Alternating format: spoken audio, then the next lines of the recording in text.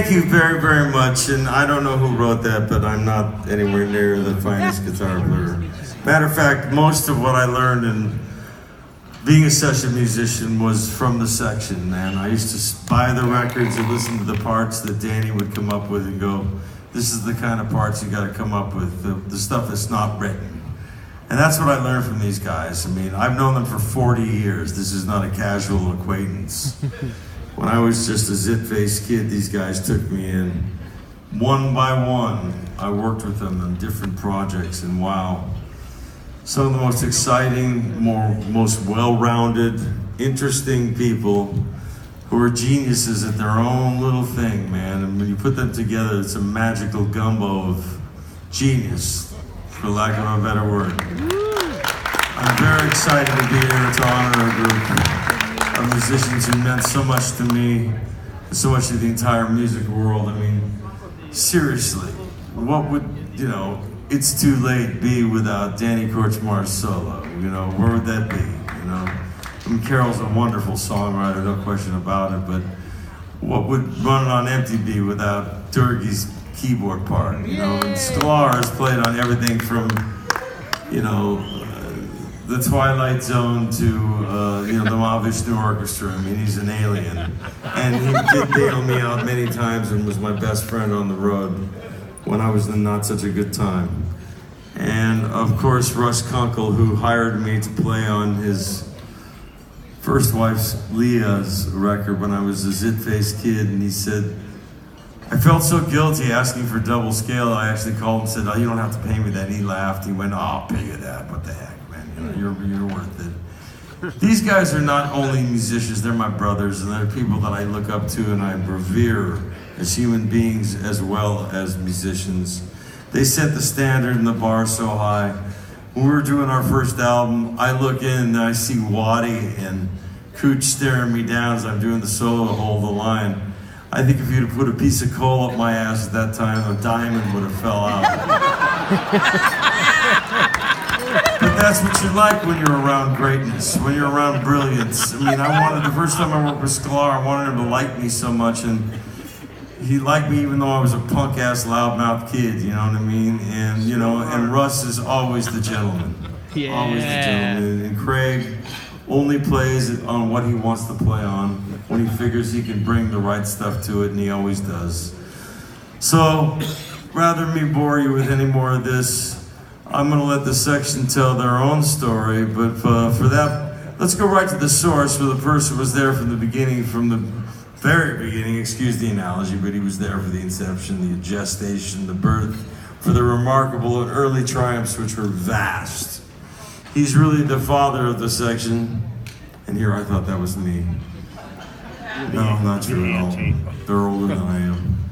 Anyway, while he's in New York and couldn't be here tonight, he sent his video. Please welcome the incredibly talented, legendary Peter Asher. Hi, this is Peter Asher. Now, long time ago, long before I was a record producer and able to hang out in fabulous places like this, I used to be in a duo back in England called Peter and Gordon. And we had a few hits. And when we would go to play America, the local promoter would put together a band to accompany us. And we never knew what kind of band we were going to get. One of the best bands we got on one particular tour was a band called the King Bees. And one of the reasons this band was so good was that they had a great lead guitar player by the name of Danny Kortchmar. I loved him when I first met him. He was extremely self-confident and opinionated, almost one could say to the point of arrogance, but in a delicious way. And he also played extremely well. He and I both loved the same Steve Cropper licks. The difference was he could play them and I couldn't, and he played them very well. So he and I became firm friends. Not only was I an admirer and a fan, we became close friends. I used to stay with him in LA and so on. So we remained friends even after the Peter and Gordon era was over. And he later did me the not inconsiderable favor of introducing me to his childhood friend, James Taylor. So when time came to make James's first American album in Los Angeles, James and I knew who we wanted to play guitar on it, for sure. So that was the beginning of the little band we put together. A week or so later, when I was in LA I went to a rehearsal of my friend John Stewart, the great singer-songwriter. And at that rehearsal, I heard this amazing drummer by the name of Russ Kunkel.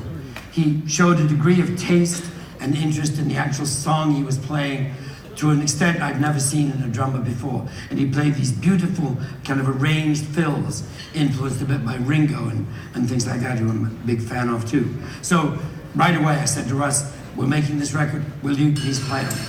And that was the first half of our band.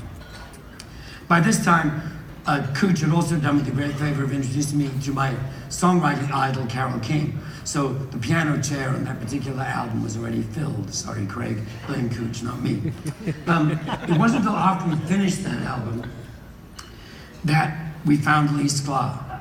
James has sometimes given me the credit for that, but to my recollection, it was James who went to a rehearsal of a band called Wolfgang and called me from that rehearsal and said, I've found one of the best bass players I've ever heard in my life, better than Paul McCartney. And he was right.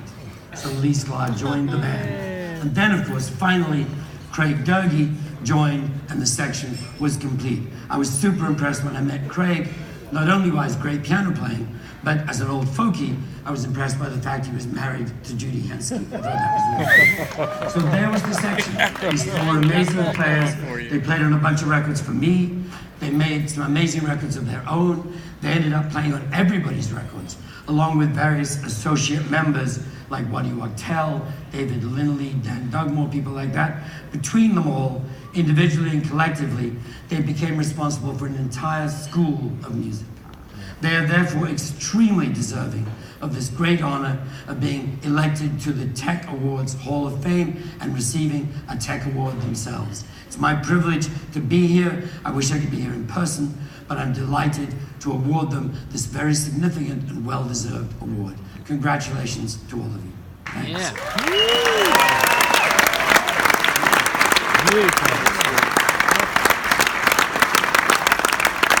I've worked for Peter. He's a really nice man, and done a lot of really great work.